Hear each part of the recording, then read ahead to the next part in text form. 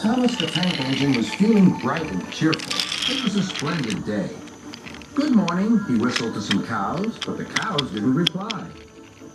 "Never mind," said Thomas. "They're busy with their breakfast." Next, he saw Bertie.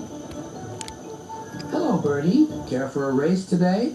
But all Bertie could say was, "Ouch! That's another hole in the road." "I'm sorry, Bertie," smiled Thomas. Thomas was still in good spirits when Bertie arrived at the next station. "Bad luck, Bertie. Now, if you were a steam engine, you would run on a pair of reliable rails." "Huh," replied Bertie. "The railway was supposed to deliver tar to mend the road 2 weeks ago. You can't trust a thing that runs on rails." "I run on rails. You can trust me, Bertie. I'll see if I can find out what's happened." And Thomas puffed away towards the big station.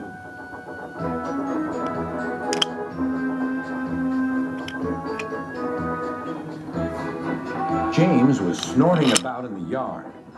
"It's too bad," he grumbled. "Percy goes to work at the harbor and I do his job. Here, there, and everywhere. Take that!"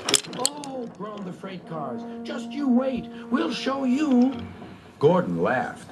"I'll tell you what, James. If you pretended to be ill everywhere, you couldn't shunt freight cars here or go to the quarry there, could you?" "What a good idea," agreed James. "Look, here comes Thomas. I'll start pretending now."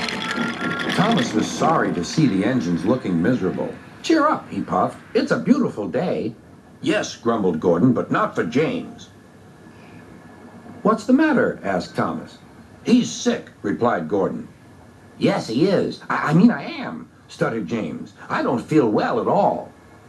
"Don't worry," said Thomas kindly. "I'll help out if you're ill." Gordon and James snickered quietly to each other. Some of James's cars were coupled behind Thomas, and he steamed away to the quarry. The cars were still cross. "We couldn't pay James back for bumping us, so we'll play tricks on Thomas instead. One engine is as good as another." But Thomas didn't hear them. He collected all the stone from the quarry and set off back to the junction.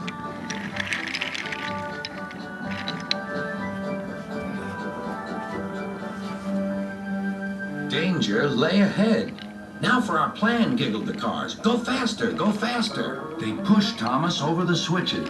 "Slow down," called Thomas's driver and applied the brakes.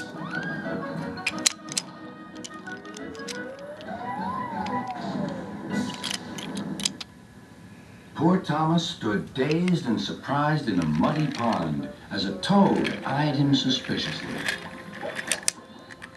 "Bust my buffers," muttered Thomas. "The day started so well, too."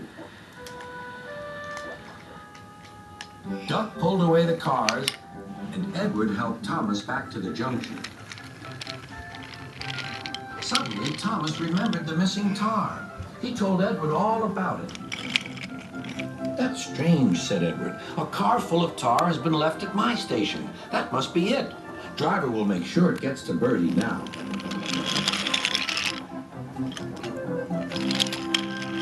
Later, James spoke to Thomas. "I'm sorry about your accident," he muttered, "and so is Gordon. We didn't mean to get you into trouble." "No, indeed," spluttered Gordon. "A mere misunderstanding, Thomas. All's well that ends well." Just then, Bertie arrived. He looked much more cheerful. "My road's being mended now." "Oh, I am glad," replied Thomas. "Thanks for all you did," added Bertie. "Now I know I can trust an engine, especially if his name is Thomas." Gordon and James puffed silently away to the shed. But Thomas still had company. "Well, well," he sighed. "What a day for surprises." The toad, who was looking forward to a ride home, noisily agreed.